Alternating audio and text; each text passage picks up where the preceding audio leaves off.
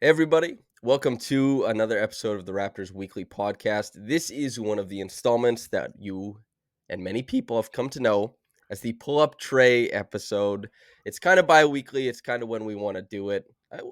This is two in a month. We're on the right I track. think I so. think. Surprisingly, we've actually kept Hey on man, schedule. yeah, we're there. And of course, it's the whole format is that I'm joined by a co-host, Trevon Heath. You may know him as Trey, listening to this podcast, and we're here to talk about basketball, mostly Raptors, then league-wide stuff at the end. Trey, how the hell are you, dude? I'm good. It's been a. How am I doing? Let me I'm like, I need to know. You haven't been taking the time to ask yourself to look after yourself. You need people in your life, dude, who say, "Hey, how are you?" Thanks. Okay.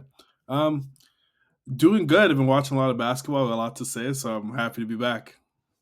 Damn. Okay, so wait, footy. You're watching the World Cup as well?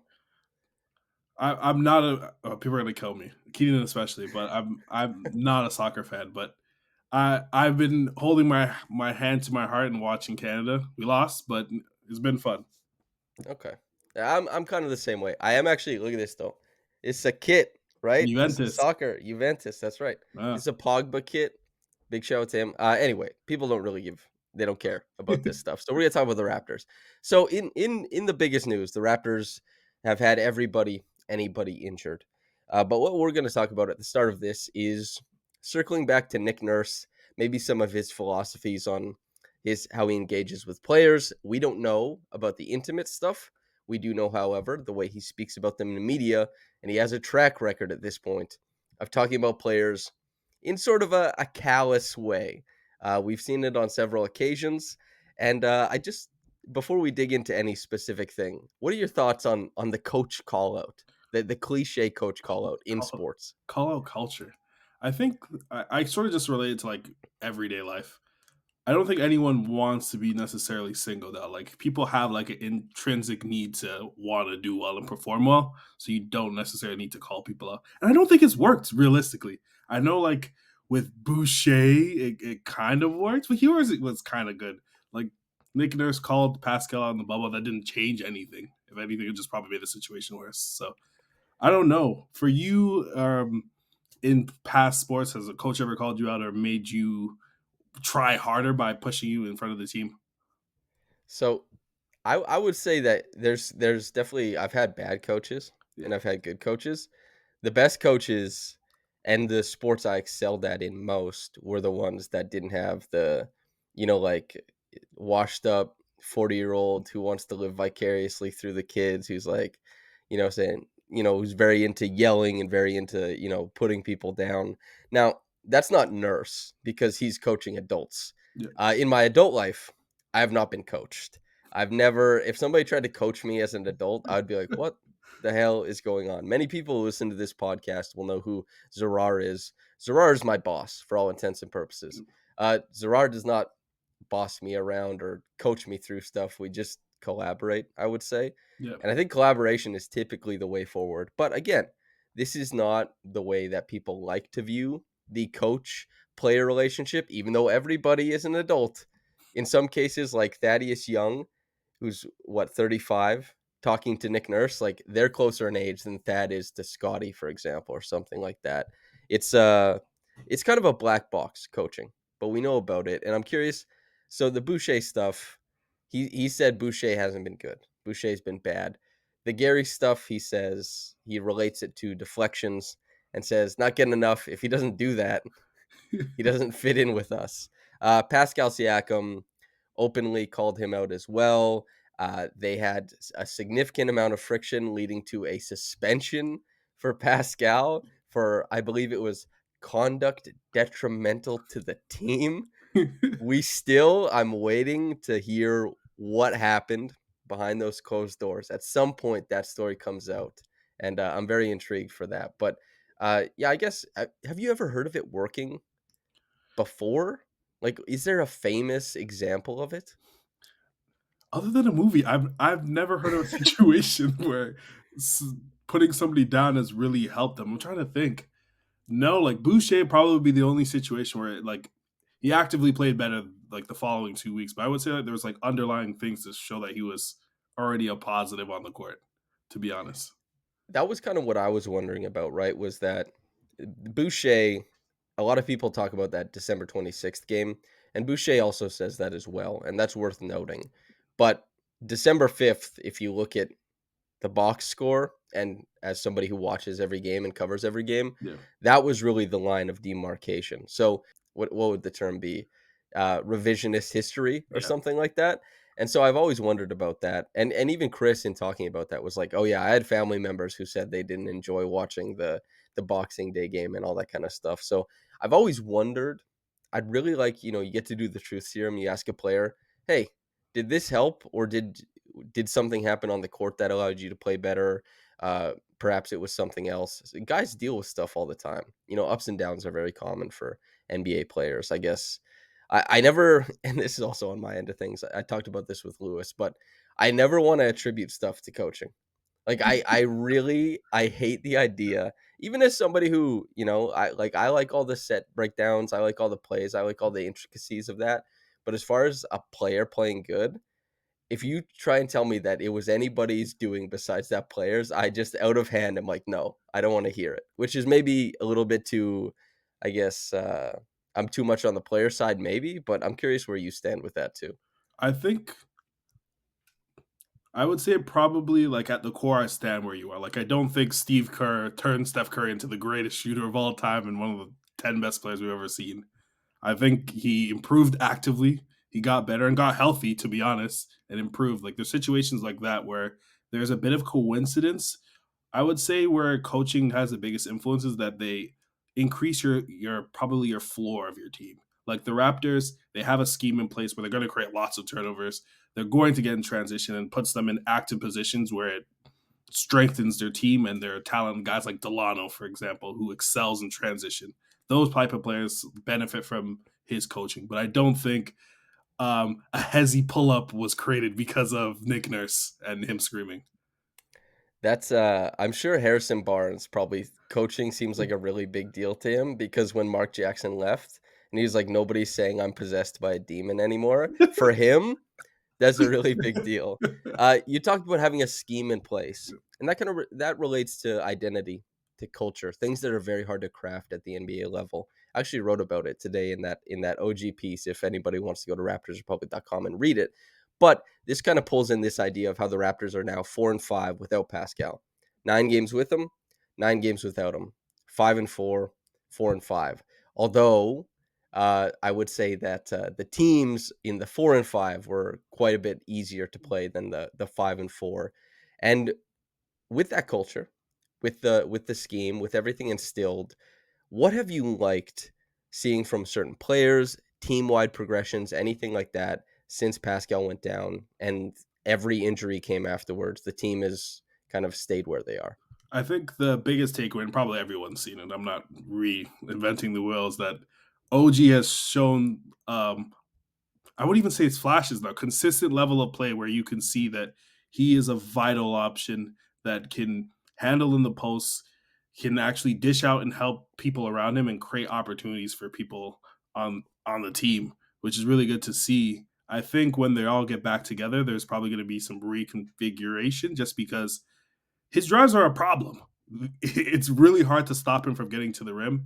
And as someone who also can shoot, it's really good to see that he has added so much to his game and he's finishing at a different pace than I don't think anyone's ever imagined. I believe he's in the top 5 in the league right now. But I would say that's the biggest takeaway. And then also, just I've liked what I've seen from Malachi also, actually. He's good. So digging into last game, Yeah. he scores the Raptors' first 6 points. We'll talk about the positives, of course, but last game was not a good one for Yeah. Malachi. He started off strong, but then the shot didn't come around later, and particularly the stuff on the inside of the arc, right? And he had a tough time beating his primary. He wasn't able to find guys on the weak side out of the pick and roll. He couldn't find his roller. I'm curious, why don't you think that is a representation of his game as opposed to the positive stuff? And feel free to list them. I think a lot of it has to do with team construction. Whereas the Raptors, they don't have many good rollers that are sealing seeing their actual defender and forcing decisions and to propel his shooting. Obviously, like if he doesn't shoot well, it's very hard for him to have impact on the court. But he can make decisions. He can make pick and roll passes if he has a solid screener. We've seen a bit of that with Koloko, but he isn't the greatest finisher right now. But I would say I've seen moments with him and Boucher, him and Thad, where they're making plays together and actually winning their minutes. So I think he could be a vital option as a backup point guard if his shot is hitting, and obviously he's consistent on that end. But it's an added element that I probably wasn't expecting going into the season. So it's game 62 of the season. Let's say Malachi has a role on these Raptors. He's in the rotation, anywhere from like 8 to 16 minutes per game on usual. Every once in a while, you go north of 20 or something like that. What are some plays, the hallmarks of those performances that you'd expect based on what you're seeing now? Question. Um, I would say his biggest plus is just his decision making in pick and roll situations. He's one of the few actual players on the team, I think, aside from Pascal, a little bit of Fred, who can hit a lob. He can actually hit the weak side and actually make plays out of those positions and weaponize his shooting to score. I think that's probably the basis of his offense. And defensively, he's actually very scrappy.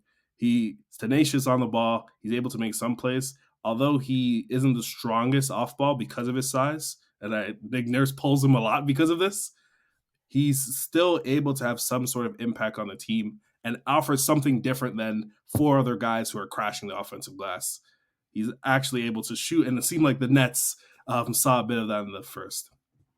I do wonder what happens with Flynn going forward as far as when everybody's healthy. Yep. And Flynn has shown he did it last year for a stretch where playing next to Pascal's point forward stuff, Flynn getting like a 5-7 minute stretch of a game where he's a secondary ball handler, but also is perfectly fine to be one of the rotating people, the other four, as a spot up shooter, as a guy who, if the ball just swings to his side of the floor, can run like a side pick and roll, whatever else. If there's a guard on the other side, that could be something, who knows if Nurse pulls these are the decisions he makes, calling out rotations and stuff like that. But if there's a guard who's a little bit underwhelming off ball and the other team is not trying to, I guess, pick out Malachi over and over again, utilize for their own offense his lack of size and I guess lack of strength relative to Yeah. guys like, Fred, some grittier, smaller guards, because Malachi does, even though he's scrappy, there's a diminishing returns as far as that goes. I wonder how many matchups there are where Malachi can not only be like a pick and roll guy, depending on how that progresses, Koloko, Thad. Thad looks like he's going to be a major part of the rotation going forward. He's Yep. really found something. But I wonder if there's a couple different options for him to fit in. That's the biggest thing to me, is that one of the things that made Malachi so difficult to fit in was like he has this one thing he has to do at the NBA level. Yep. And if he doesn't get to do that, suddenly there's no other alternative route to minutes. I wonder if he can find a couple different ways to impact the floor depending on matchup stuff. You know what I mean? Yeah, I know what you mean. And also you kind of hit light on it. Probably the second biggest positive out of anyone in the past Pascal being our entire team being decimated, to be honest, has been Thad. He's been a great post hub and has been able to hit people with at the elbow. Do you see that being a vital part of the offense going forward when Pascal comes back? And do you think he's going to be a vital part of the rotation once everybody's back?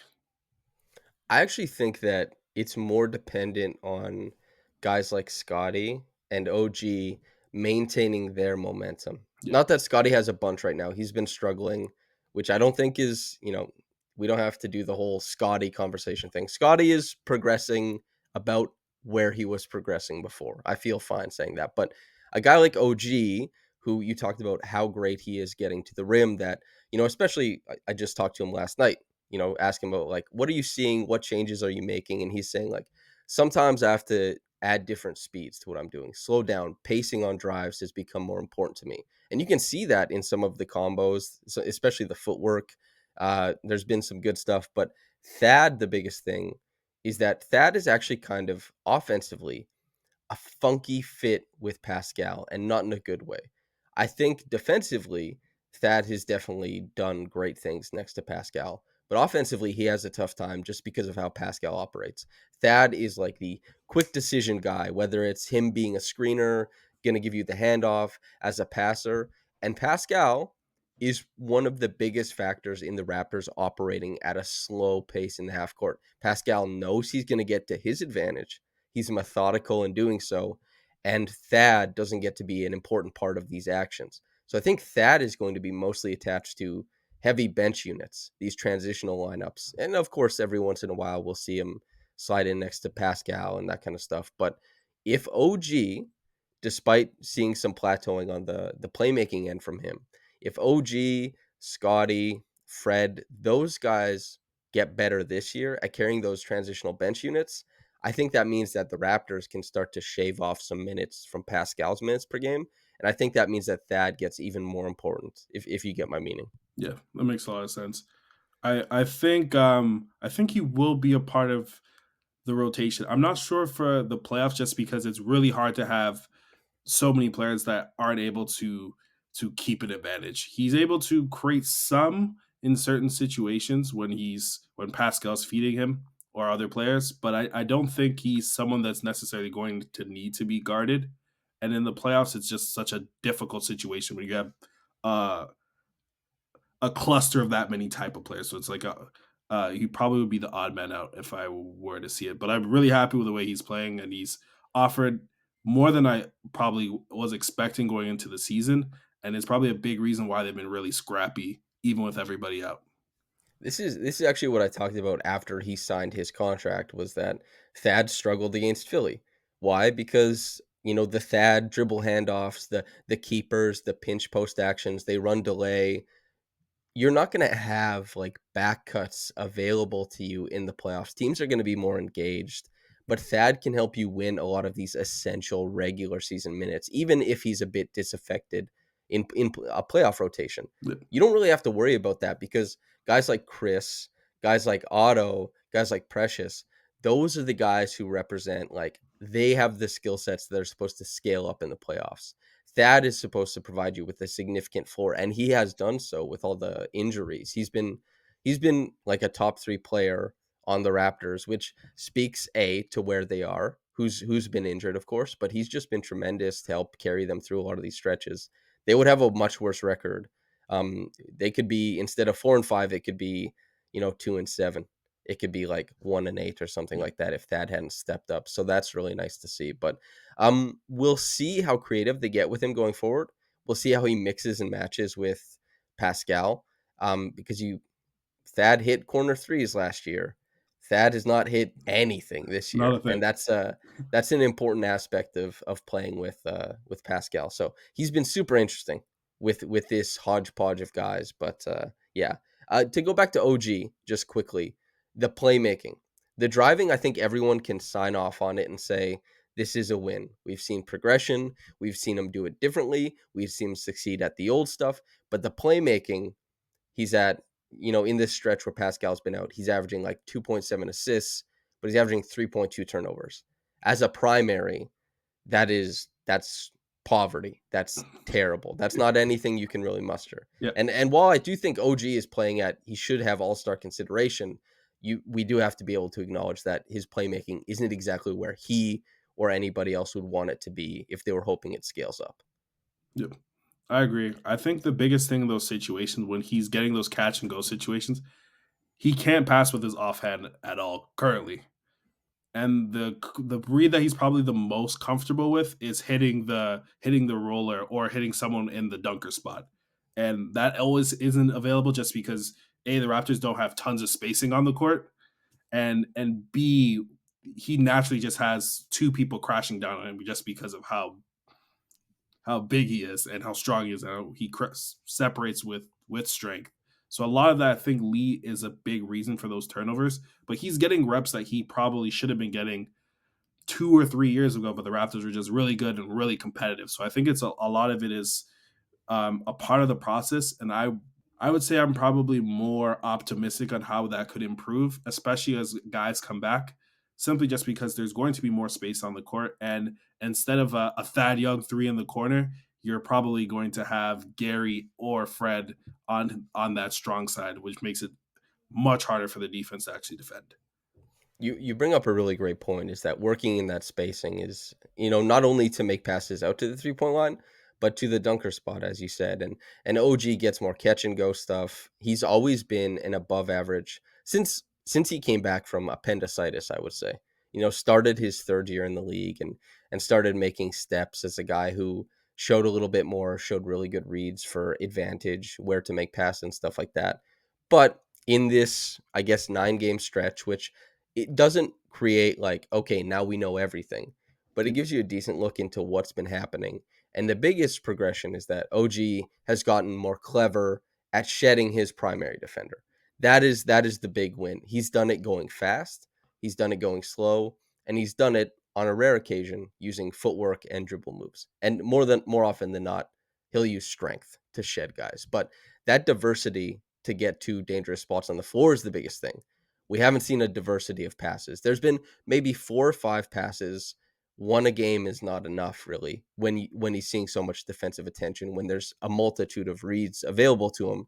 Um, I want to ask you, what is the read that you most want him to be able to make? Not even necessarily as a primary, but is it the skip pass? Is it like the push lob? Like, because he doesn't lob guys. If OG had the push lob, that would be pretty gnarly, right? Yeah. I'm not expecting him to be Luka Doncic and make a skip pass. Hey man. Honestly, that's not. I don't think that's ever in the future. But if he can make a pass to the lobber or catch somebody on a delay, because there are two people coming at him every time, so he's seeing the same type of look. If we have a lot of people who are great cutters, like a Boucher who comes on delays and finishes at the rim. That's a read that's very easy to make. Something that Boucher is comfortable doing, and I think would lower the turnovers in general, I would say. It's also OG doesn't get to pass to himself. Is Fair enough. kind of like a fun little thing. Like there Fred feels it. Fred Pascal felt it last year, Those assist numbers keep going up because he can just throw it to OG, who has an early seal and like pseudo transition, and that's an assist because OG is not gonna get blocked. OG is either gonna like kiss it off the glass without contention, or he's gonna dunk it. He's a fantastic finisher in the tight areas. And OG is not passing to the fantastic finishers more often than not. There are limitations there for sure, but he wasn't a super adventurous passer. Is there anything else you've liked about the Raptors as far as this stretch? And we're probably looking at end of bench guys now. Yeah. The pride and joy of Rexdale. He's been great.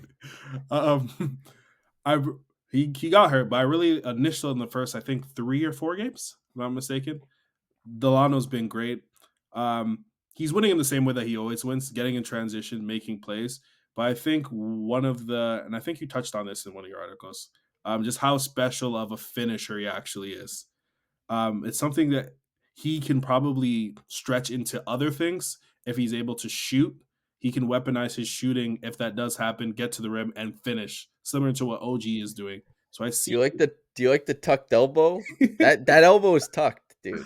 He's there. Yeah. So I think he's actually going to be a vital option. Maybe not this year, maybe not next year, but I am a believer in Delano Banton.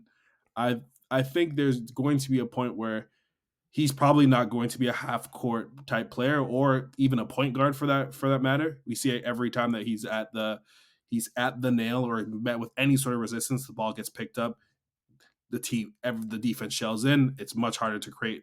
But if he can become an off-ball player, he's a really great cutter, and he can Mhm. shoot, and he's shown that he can shoot a little bit.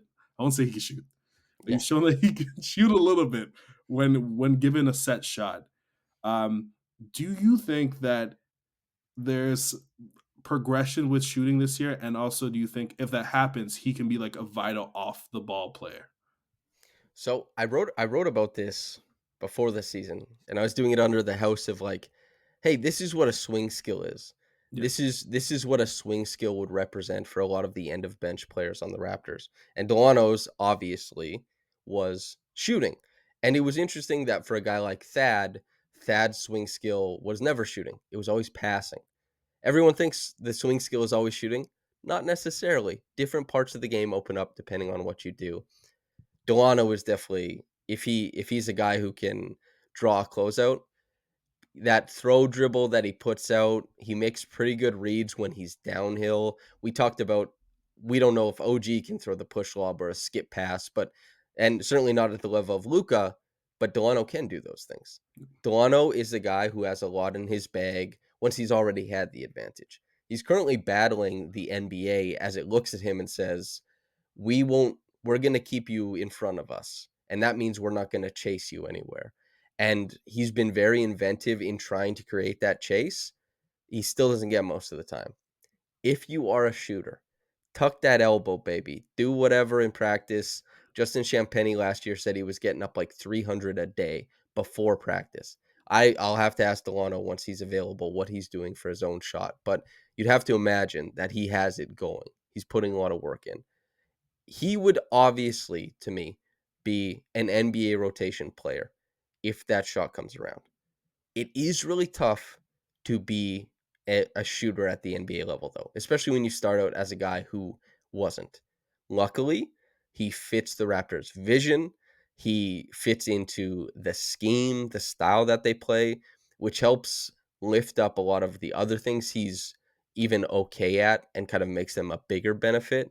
So he has more time with the Raptors than I think most players like him would have on other teams. And that means he has a longer development curve to try and take that swing skill and turn it into something meaningful, you know? Yeah. No, I completely agree. I think the defense probably isn't there yet. Ye Well, it's really interesting, right? Because he's a really slick off-ball player at times. Like he's making really, really high-level reads.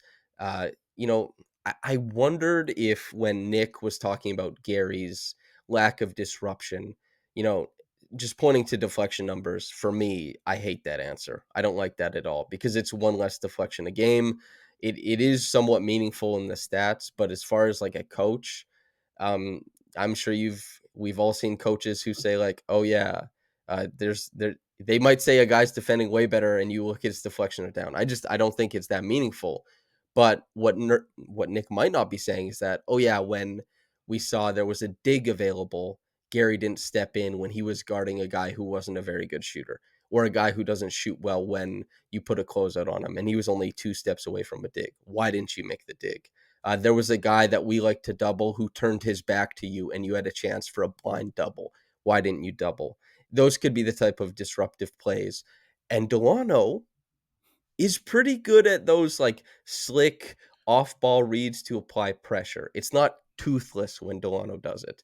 The on ball stuff, for whatever reason, they like to overextend him the same way they like to do with all of their wings. Maybe it's a personnel problem, maybe it's an ego problem, but he does get cooked at the point of attack Yeah, quite often. I'll say that. Yeah. yeah, I agree. I wonder if like he has a self awareness that he's a player that needs to get in transition, so he's just naturally more aggressive on the defensive side of the Hmm. ball, and tries to get those digs and actually try to attack at the nail way more often, just simply just to get out there and actually push the actual defense or the actual offense. Um, One question I did have for you. You mentioned a bit about Gary Trent. I'm like of the belief that I think he's actually like his approach this season is better than last year. Have you been seeing that on from your side, or do you think it you are on the side of Nick Nurse where he's having a down season? That's a really great question because this is about philosophy more than anything, probably. Because I talked about this, and Raptors fans have been upset at me for talking about Gary the way that I do, the feast or famine type of conversation. And Gary, especially on offense, despite being sick and fighting through stuff, I thought that when Pascal was there, Gary's more sensible approach to his own shot diet was awesome. Yeah, He was averaging the most points per game of his career. He was taking the least amount of bad shots, still had time and possessions to freewheel, to try some pull-ups, but for the most part was using his catch and shoot ability as a guy to really punish defenses who collapsed elsewhere. And the Raptors at the start of the season had an offense that could collapse and a player like Pascal who could collapse elsewhere. Gary was shooting 48% on catch and shoot threes on like 6 attempts per game. You couldn't draw up a better option on offense. Like that's perfect. And the fact that he scaled back a lot of what he was doing offensively to get to that point was really, really good for what the Raptors were doing. He has since Pascal gone down, fighting through injuries of his own, sickness of his own, has tried to kind of dial up more of that shot creation that was fledgling last year, but successful in a small sample. The pull up stuff has not been there. And so approach, I think, has been better when the team has been healthy. Agreed on that. The outcomes have gone to a really tough place because he's way overextended currently. I mean, we saw it just last night. 14 points in the first half on what I guess 12 shots. Not anything to write home about, certainly not. But the Raptors needed volume. He ends up scoring what 19 on 18 on 19 shots or something like that. Again, the Raptors need volume, but the off the dribble stuff is the warts are there. We see it game in and game out where Gary isn't being created for. And then defensively, Lewis had the best response to this when he was because I was lamenting deflections being publicly tracked, being, kind of how I usually am. And Lewis was actually looking at the statistics saying, yeah, the Raptors this year with Gary on the floor, they have better on-offs defensively than they did last year. And they've defended shots better than they did last year, even though they turn teams over less, get teams to turn over the ball less. Like the gambles that Gary had last year were costly.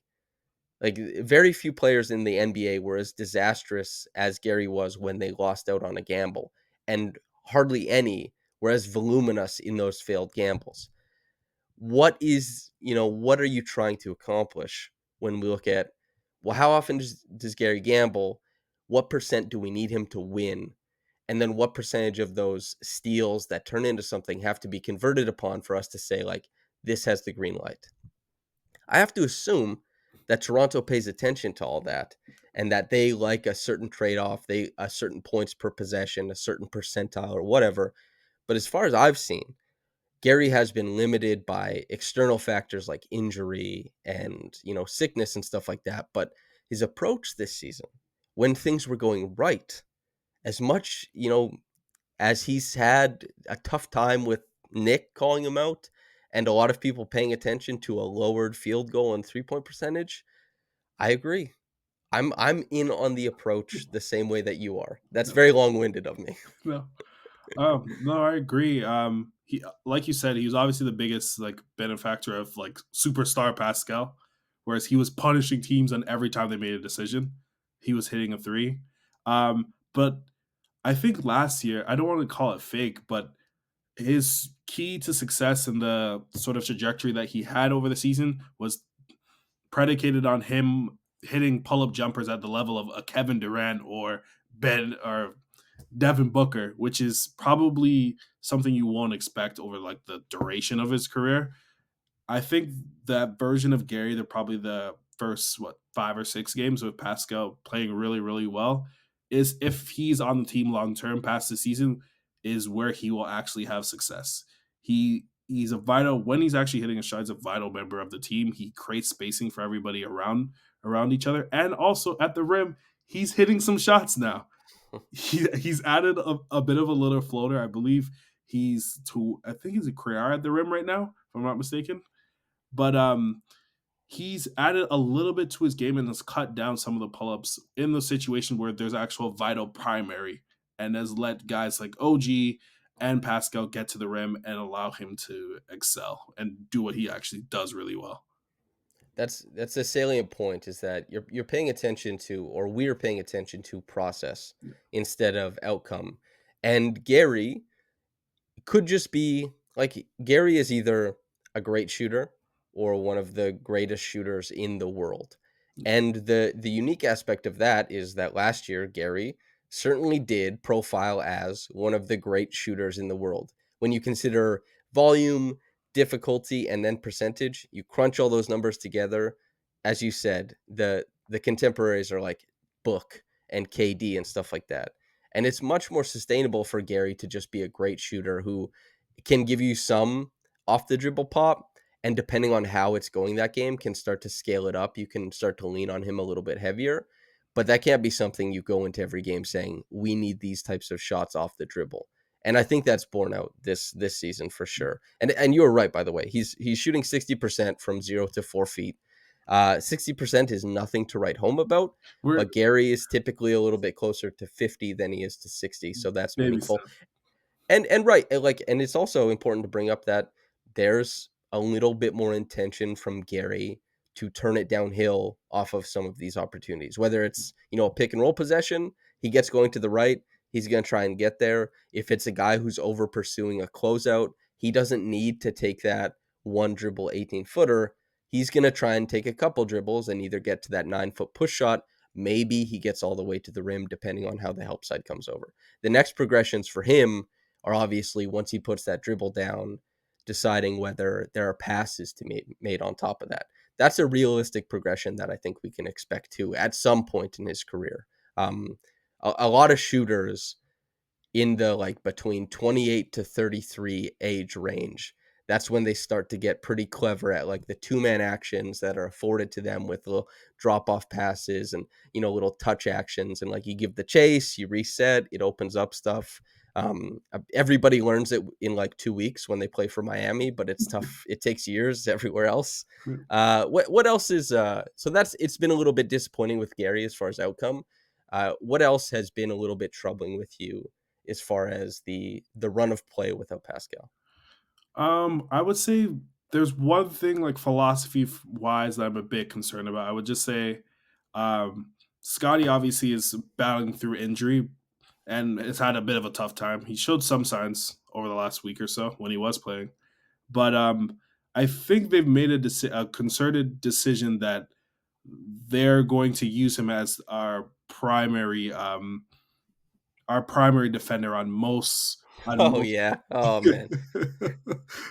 They've decided that he's going to be our primary defender on most ball handlers or most primaries on the other team. We saw that with Trae Young. It did not work well. We saw that with Jaden Ivey. It didn't work well. I'm wondering if is that the best place to use him, and obviously his passing on the offensive end is needed, so they put him in that position because off ball it hasn't worked that well either. Or is it just a pure rep situation where they see his length, they see that he can be a disruptor and create turnovers in the future, so give him those reps and allow him to work it out? What are your thoughts on that? Man, see, this is so tough because I don't even think it's necessarily a rep thing. Uh, he's a much better player, or not. Well, he's a much better athlete than a guy like Kyle Anderson. But I'll use Kyle Anderson as a facsimile for this. Is that Kyle Anderson has exceptional technique at the point of attack, really, really exceptional. When he plays like a slower player, suddenly Kyle Anderson is there isn't a mistake being made in point of attack defense. It's all there. The routes he takes, the cushion he gives, the recovery with his length, it's all perfect, but you couldn't possibly overextend him because he's slower.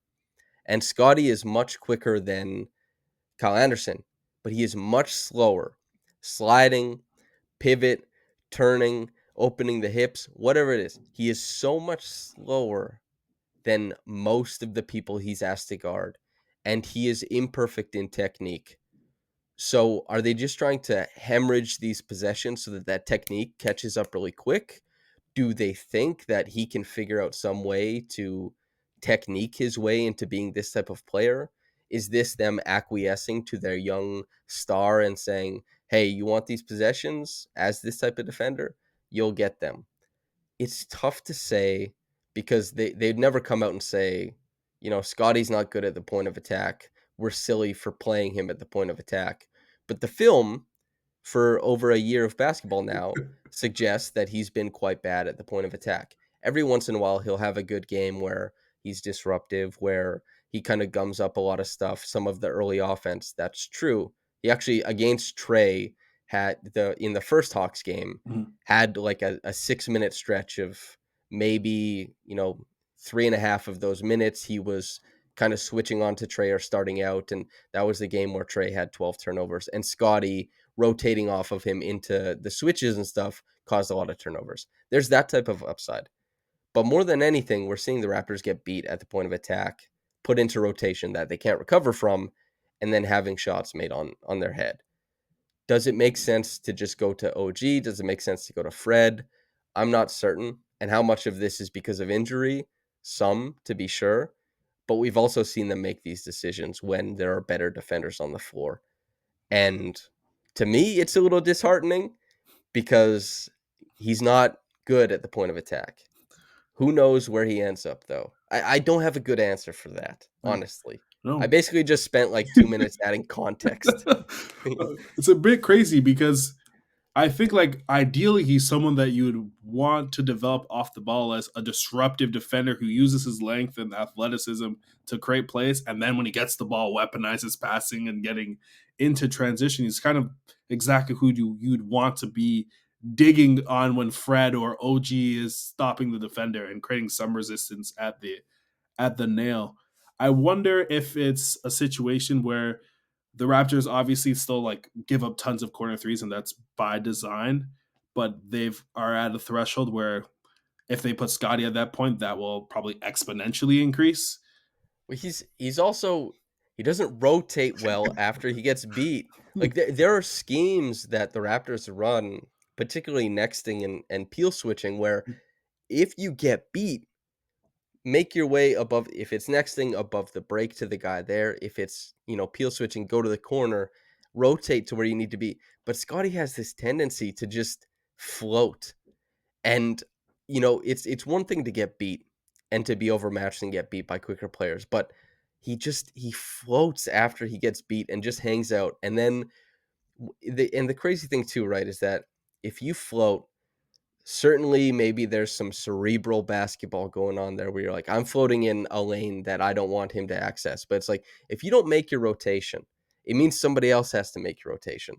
And as soon as you ask somebody else to make your rotation, then it's up to you and another person to decide in that moment, like, oh, am I recovering to their guy or are you?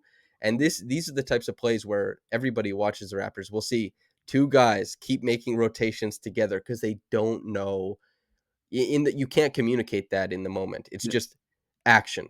And when Scotty he breaks the chain, he snaps the five man on a string ethic of the defense quite often. And if you put him at the point of attack, you're putting him in an increasing amount of situations where he gets to snap that string. And the Raptors definitely they feel that. He snaps strings, dude. yeah,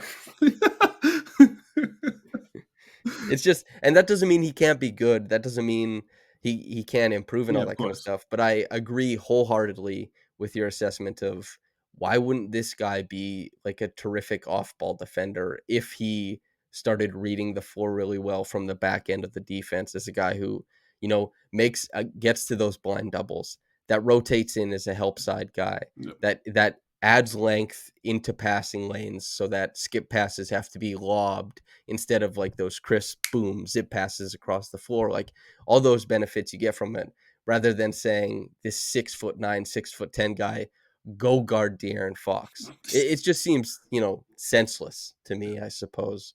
Any other, or do you have any other thoughts on that before we? I would say in general, probably the thought process is like him figuring out that off-ball disruptor role is will lead to more threes, which is probably a hard trade-off to really allow a player to figure out. Whereas if he's at the point of attack, he has tons of help and tons of good defenders that are going to dig and actually help him and create rotations, and actual defenders who are going to do the peel switch properly. So, I'm assuming that's the thought process, but I don't think I agree with the approach. Clean up somebody's mess versus asking Scotty to clean up messes. Yeah, I've never considered that before, yeah, but as somebody who has talked constantly about Pascal's very prolific ability to problem solve on the defensive end, I suppose that does make a good deal of sense. Either way, cross my fingers that Scotty develops both as an incredible on-ball defender and as an off-ball guy too. As far as anything else you liked, you didn't like before we leave the Raptors and go to the Jayson Tatum conversation, obviously. What is there anything else you want to talk about?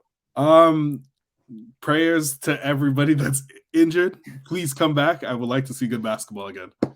Yeah, and just we'll talk about Jeff Doughton on another episode. I feel the Jeff Doughton wave has not dissipated. I feel it surging. So we'll do the Jeff Doughton conversation at another time.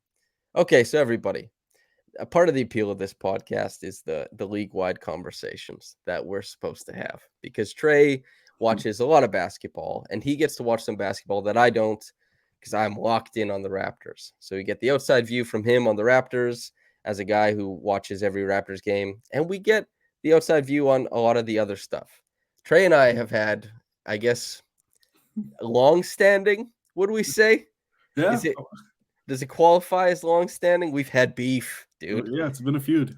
Yeah, an ongoing feud about Jayson Tatum winning an MVP this year. Now, you could actually probably go find a tweet from me in either Jason's first or second year where I said there's no way he doesn't end up getting like top 5 MVP votes. Now, that does not mean he's going to win.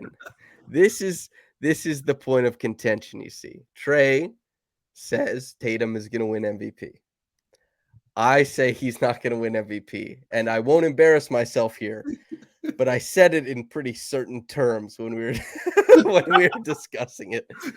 Trey, if you want to give me your point of view, and if you remember anything I said, feel free to embarrass me further, because if there's a winning side of this conversation, I would think it's probably you at this point in time. Yeah, it's looking really good for me. I remember we had this conversation and you gave an emphatic no. Yeah.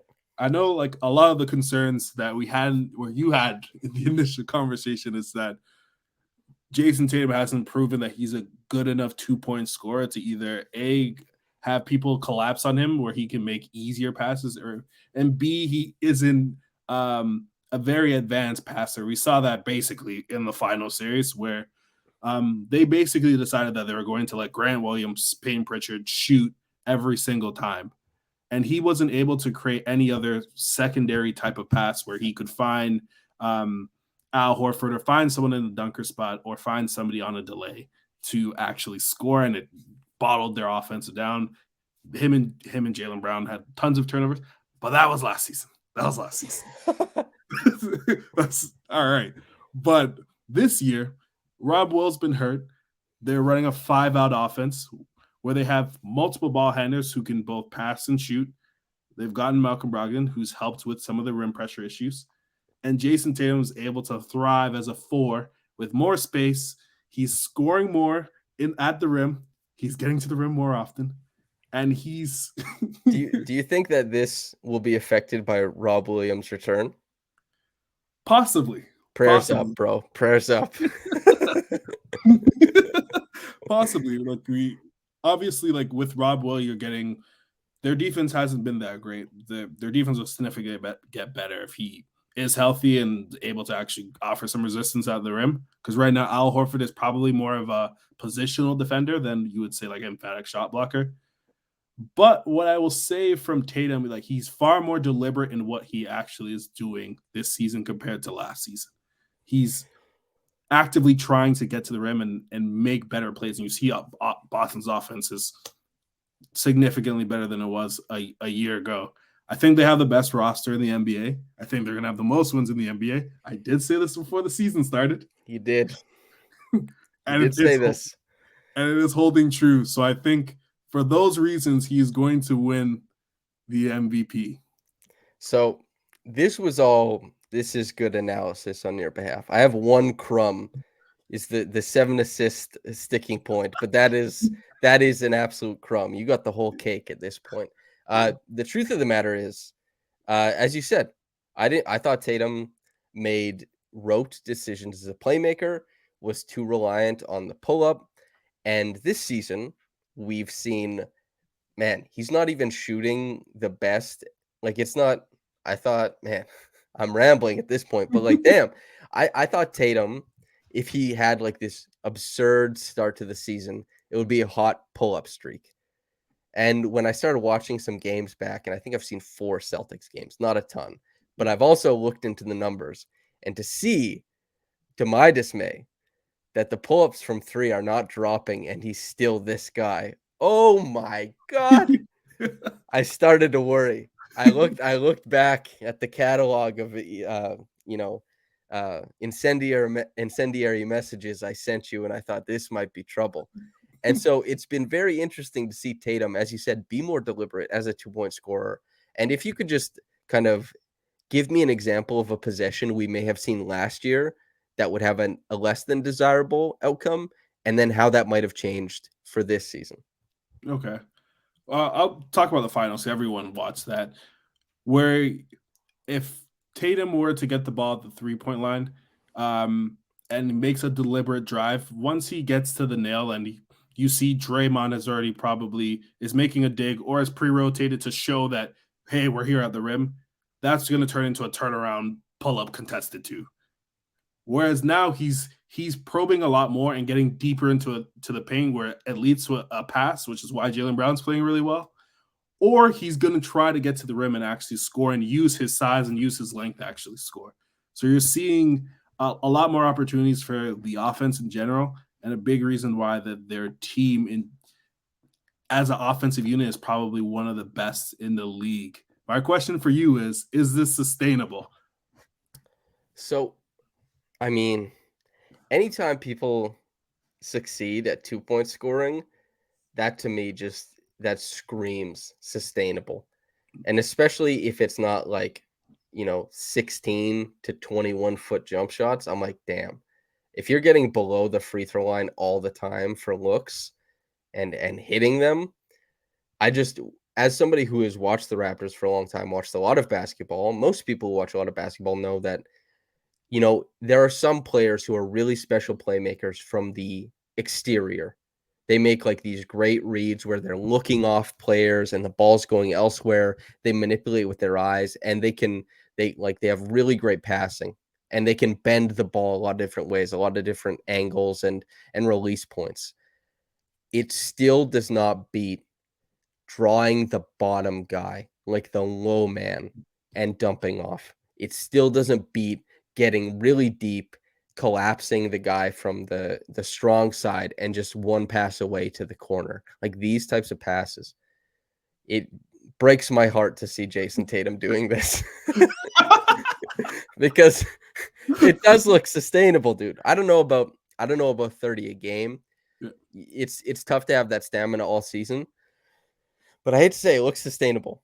My great hope is that Jokic and Giannis both and Embiid, but there's injuries going around. My great hope for this season is obviously those guys represent a higher ceiling still. I think you'd still agree with that than I Tatum. agree with that. Yeah. Your whole crux was you were like, Tatum is the Iron Man and he's fantastic. That's Yeah. why he's going to win.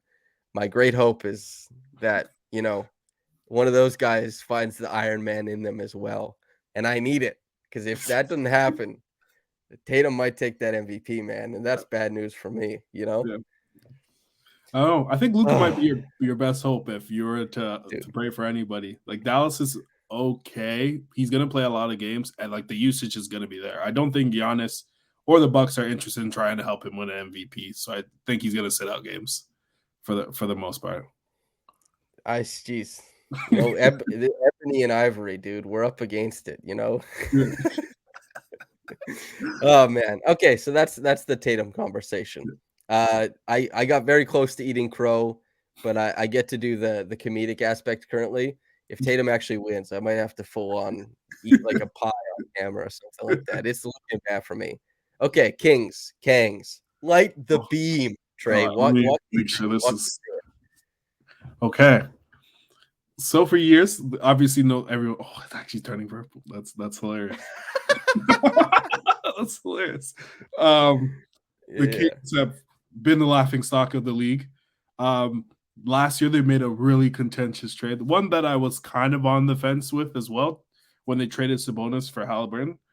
Um, You but you it's came more out you came out pro, didn't I you? was pro at the time, but I thought about it in the summer You and s just you saw, like, Halliburton hit 8 threes in a game and you folded. I think that's what happened.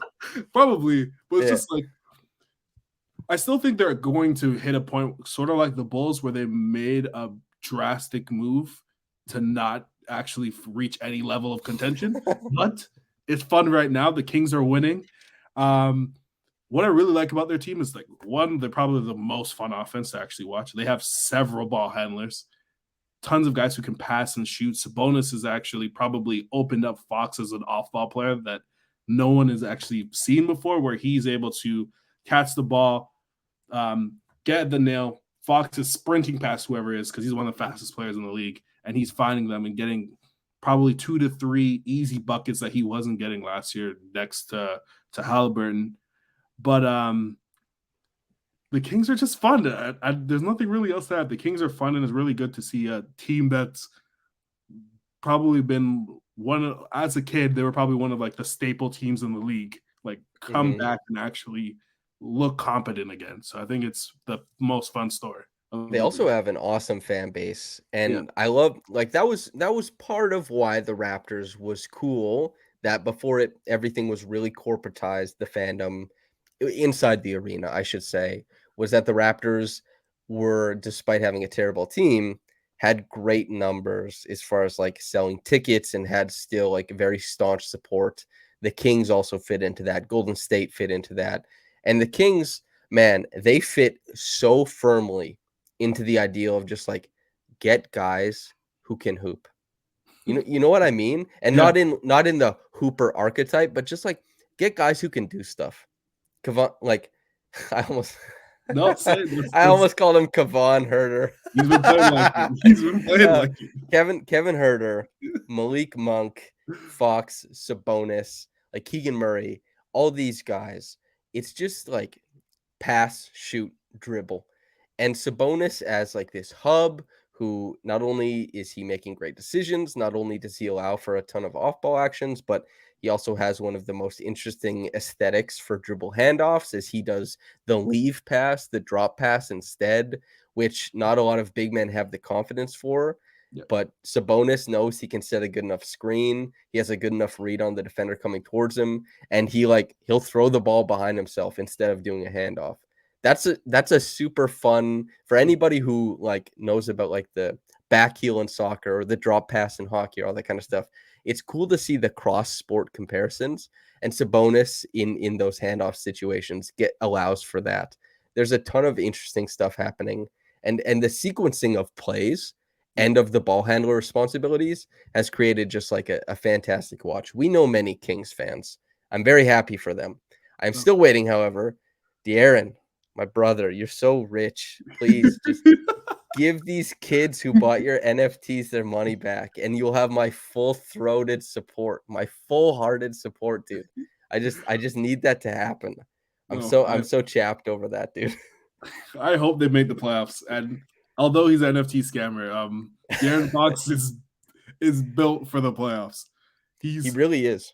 There's not many players, maybe SGA and a couple others, who can get to the rim as well as he can. And probably people are probably seeing it now because the Kings are actually successful. Over the last few years, he's been one of the better mid-range shooters in the Mhm. league. So he creates a really difficult situation for the defense in a playoff scenario where you have your shell defense. He's still getting through the defense and scoring just because of his speed. And if you decide to go under on him, he's going to hit a mid-range jumper and create several other scenarios where if you go onto him, he's going to blow past you. If you go underneath him, he can either A, find somebody else, or B, hit the shot himself. So they're not good on defense, but they're very fun to watch. And I hope they make the playoffs because it would be a great story for the league in general, just seeing a team that actually wanted to go for it. Not many teams are make a trade that say, "Hey, I just want to make the playoffs." Mhm. I think it would be really good for the league that they do. So, like the beam, baby. I always want teams who like chase middle Yeah, to get middle. yeah, Like, you know what? Be rewarded for trying to rise above the doldrums that other teams are very happy to occupy for different reasons. I love that.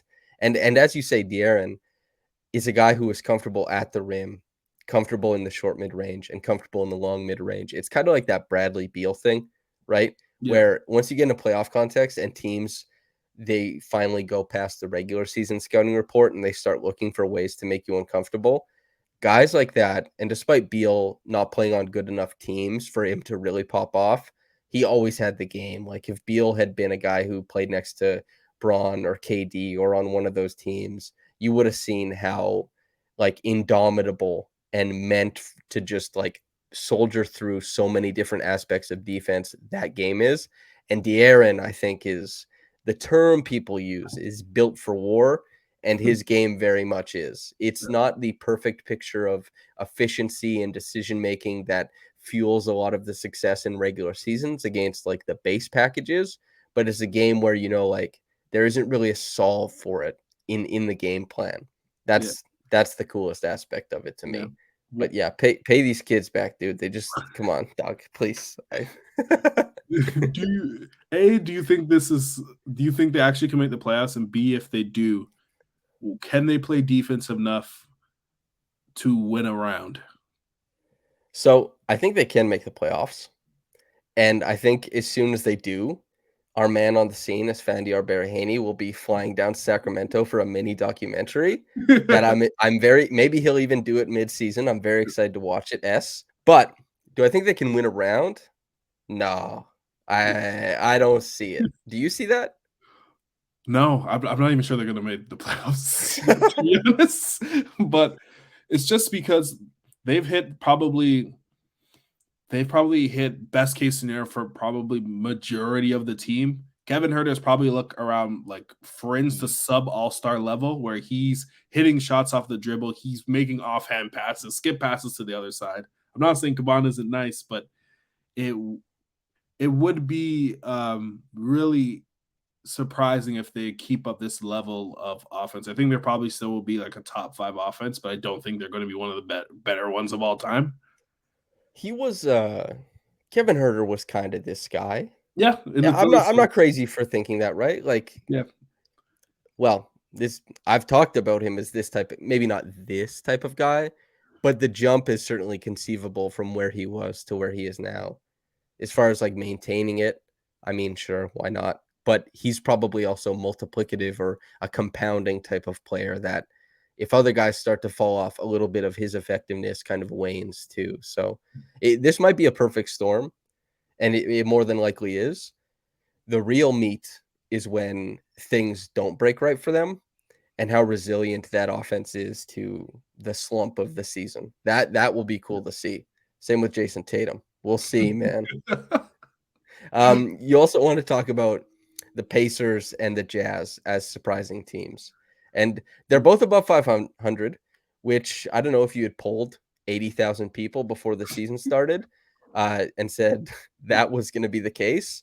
I bet like 200 people out of 80,000 say, sure, I could see it. It's been nuts. no, that might be more than I would expect. If you're gonna guess, if you're gonna poll anyone saying who are gonna be the bottom 5 teams, both of them would have been in that section. I would Probably, yeah. say because you would assume that the Pacers would have made that Lakers trade. I think the Lakers assume that the Pacers are going to make that Dude, trade. Miles Turner went on a podcast Yeah. and sold the idea of the trade. Literally, the Pacers expected to be so unprecedentedly bad that they were unprecedented in like I don't did Kevin Pritchard say like Miles, can We you do need this you. podcast? You know how like movie Yeah. stars they do their their circuit of like advertising or marketing. Is that what they asked for Miles? Like go see if you can convince the Lakers. We know Rob listens to this podcast. Like and He yet gave very they're 10 valid and points. 7. He gave very valid points. But I'll start with the Pacers. With the Pacers, a lot of unexpected things happen. Miles Turner is having the best season of his career. He's still a force defensively. He's added more on the offensive side, probably just because he's not with Sabonis. He can put the ball on the floor way better than I think anyone expected. Buddy Hield as Except for James Boo. except for James, he was spitting on that. Buddy Hield has kind of been a similar player to Kevin Huerter, where they can be a connective passer and make plays, but also has enough shooting gravity that warrants just natural good offense being around them generally. And then our Canadian son, Ben Mathurin, has probably been if he's not the rookie of the year, probably number two. Whereas he's more athletic than I thought he was. He gets to the rim way more. At Arizona, you saw that he was more of a spot up guy, a guy who's taking two dribble pull ups, hitting shots like that, but he's actually getting to the rim and forcing defenses to make decisions. And then one of my favorite players in the league, and the reason why I was a bit shaky on the Kings trade, Tyrese Halliburton. He's been a star, to be honest. He is one of the best shooters in the world. That's pretty sustainable. That's been like that his entire career so far. He creates passes in angles that no one else is even thinking about. Probably like him, Lamelo, Luca, where they have the length and actually have the vision and creativity to make those type of passes. So when they actually get out in transition, they have so many different options in terms of what they can do because they have a guy like Buddy. They have a guy who actually can get to the rim and make plays like Matherin, where they're giving teams a lot of trouble just simply because they have several good players. They may not have a superstar, but they have several good players. They play together and they've been really good. In terms of the Pacers, are you surprised? I'm sure you are surprised. And also, um, did you think Mathen could be this type of player in his first season? So very surprised, obviously. Yeah. I did that outside looking in with Caitlin Cooper, who, for the record, is the best beat reporter in the world. If anybody is interested in the Pacers, just follow Caitlin Cooper. She'll have the best explanation of what's going on with that team. Matherin, though, he, as you said, more athletic than you would think.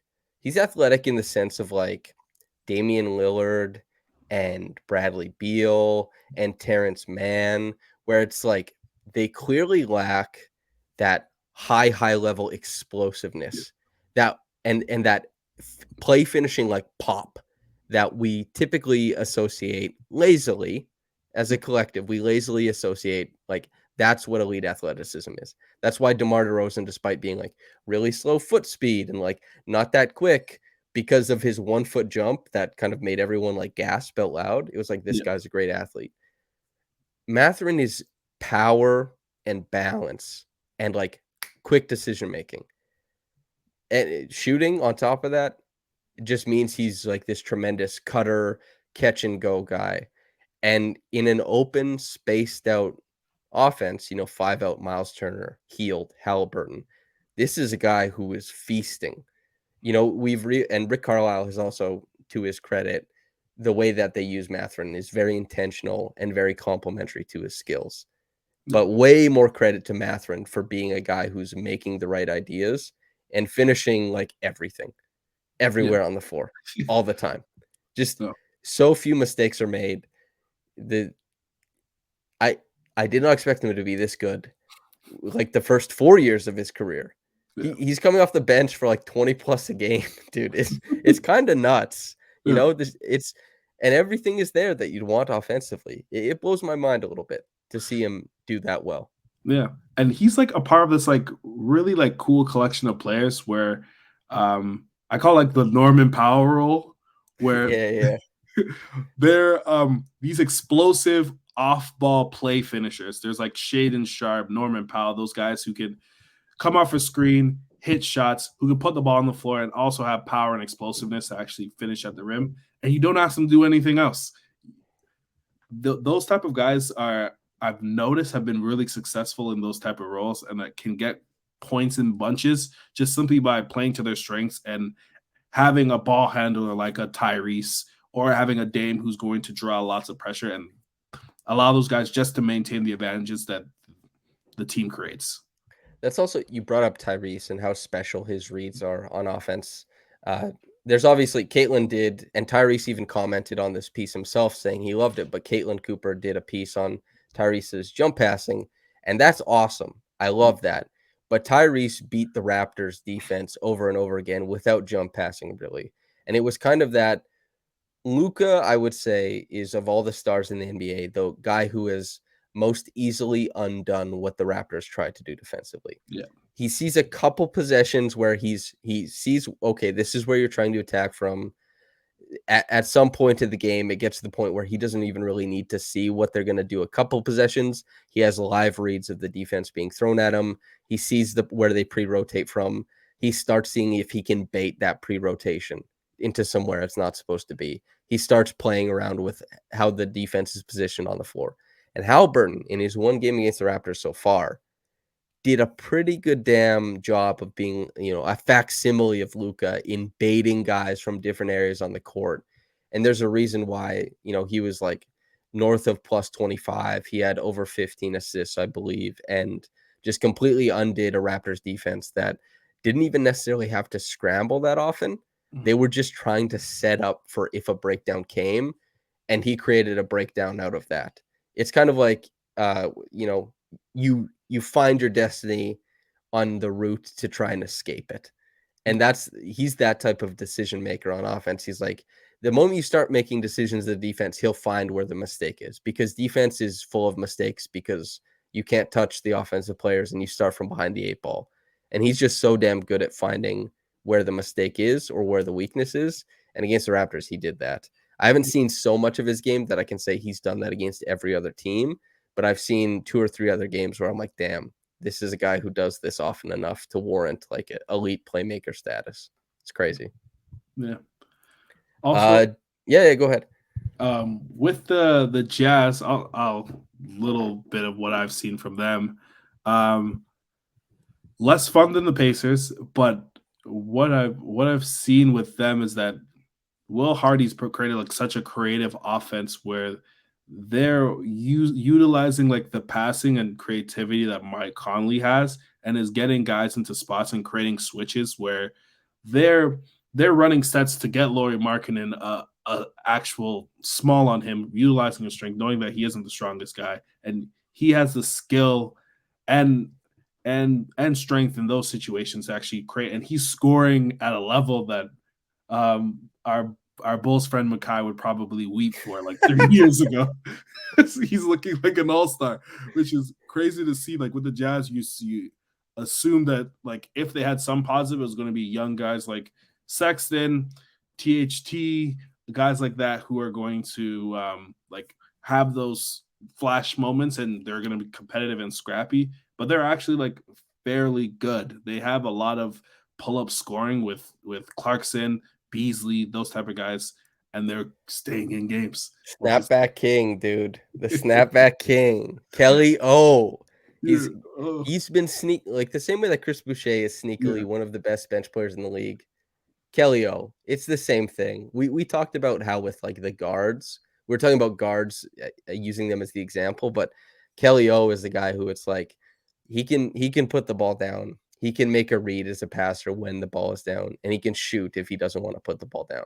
That is all paramount to succeeding at the NBA level. But on top of that, and maybe like the coolest aspect of the Jazz during the summer, Raptors fans will remember Nick Nurse at a bunch of different points has said, if you get the rebound, we let you take it up. And the Raptors have a lot of size in the middle of their lineups, and they seek out mismatches that way. But the Jazz, they might like the matchup that Markkinen has and recognize like he's quicker than the five marking him or something like that, right? They might intentionally have a guy like Jared Vanderbilt bring the ball up the floor so that the other big who would otherwise be in help is stepping up the floor a little bit. And that means that like Markkinen can just make these rapid basket cuts against bigs and stuff like that. That's a small thing, but that's a really fun and intentional way to use your offensive players that a lot of teams don't necessarily do. And it's the type of like meat on the bone decision making that early offense is typically missing. And the Jazz are taking all they're not leaving any meat on the bone anywhere. They're just maximizing exactly what they intend to do. As you said, it's a very unique way to run offense in the NBA. I don't know how long it sticks for. I don't know if teams get a little bit more wise to it, but for now, it's singular, it's unique, and it's working really well. It's yeah, cool. I agree. Of those two teams that we were talking about, if one of them were to actually maintain this and stay in the playoffs, who do you think it would be? Man, I look at the East. I see Miami 8-11, Chicago 8-10, Brooklyn 9-10, Philly, Toronto, the Knicks are all 9-9. It looks very tough for Indy to like hang there and make it work. And similarly, in the West, it's like Golden State, Mavs, Portland, Mini, Memphis, you know, Clippers, we'll see, man. The Kings behind Utah. Can I say neither? Like, I don't know, dude. There's Yeah. it like one or two of these teams that I listed behind each of them is not going to cut it. Something's going to happen in their season, injuries, regression, whatever, just progression from other teams that they can't catch up, lost advantages. That's going to happen, of course. But there's too many good teams behind both of them that I'm going to firmly say I don't think either of them have the juice. I don't know if we have like a large swath of Utah or Indiana fans listening. My apologies to all 7 of you, I assume, you know? Um, if I were to pick, I'm gonna say the Pacers. Okay. I'm an enthusiast. Wait, Um, what's the biggest motivator for you to choose the Pacers? Is it like you trust Halliburton more than you do the collective onslaught of the Jazz, or what's the motivation there? I think their ceiling is just naturally higher, just because with Miles Turner, they're going to have a level of defense and rim deterrence that will keep you in a lot of games and will muck up sub games. And Halliburton is one of, like I said, one of the best shooters in the league.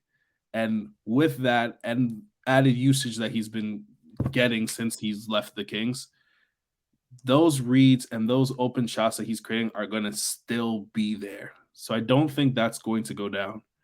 I like, will Ben Mathurin look like Michael Jordan off the bench all season? I don't think so.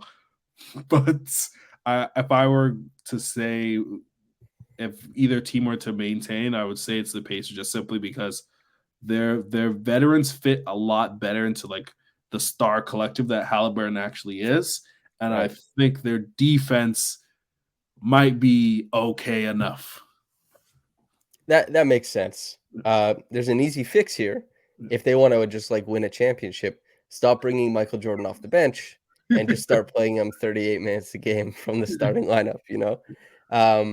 That I think about does it. Is there any parting shots you want to give on the NBA wide or the Raptors before we get out of here? um, Beam team, of Kings forever. That's all I'm gonna say. They're good. Damn, it Happy that went. they're good. Yeah, the mic went purple after you said that. I don't know if you timed that purposefully or what was going on with that, but listener, thanks for tuning in. Viewer, if you're on YouTube, make sure to subscribe, like the video. If you like Raptor stuff, go to raptorsrepublic.com and subscribe. There's actually a deal, a Black Friday deal on currently. So if you want all of my written work, Lewis's written work, Aiden's written work, all that kind of stuff, get on over there, do the subscription thing. But yeah, that's it for myself, Trey's co-host, and Trevon Heath himself, the main host. Awesome. Trey, anything you want to say to the listener? Um, I will say from the first episode, I've gotten a lot of nice things. I really appreciate that. A couple of people have reached out. Hoping that this continues to be a really good thing, and looking forward to watching more basketball and discussing with my friend. Hell yeah. Yeah. And yeah, people keep unloading your compliments onto Trey. He messages me privately and says how much he likes it. So yeah, keep doing so. Anyway, that's it for us. Whether you got into this in the morning or at night, have a blessed day and goodbye.